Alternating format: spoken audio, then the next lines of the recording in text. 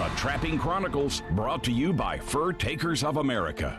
Today, trapping remains the best tool for fur bearer management. It's safe, efficient, and ecologically sound method, and the best way to manage our fur bearers. But fur bearer management is a scientific and complex process. That's why the wildlife biologists control it and regulate it very strongly. They only allow us to trap abundant and common species. They tell us not only what to catch, but where to catch it, when to catch it, how much to trap, what kind of traps to use, what size traps to use, a lot of times what kind of bait, and what location is. You have to be licensed, you have to have certain equipment with you when you go.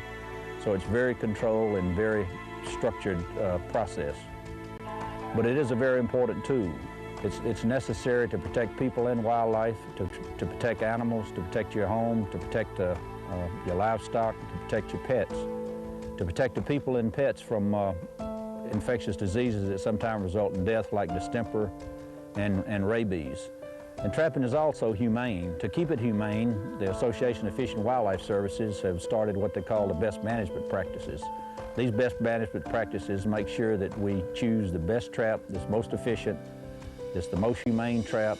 In the process, the best management practices will develop using traps all over the country, because these best management practices ensure that the trapper has the tools available to him that are humane, efficient, and the best way to catch the animals.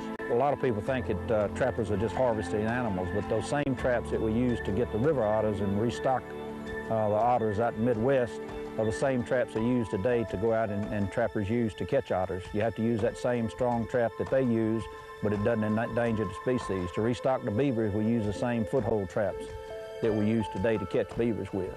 To restock the foxes, we use the same traps. So it's not a different trap. It's the same trap we use now, the same trap we used before the best management practice, the same trap the best management practice and Association of Fish and Wildlife Services recommend that we use, that trappers use now, use before, and use for restocking by wildlife biologists all over the nation.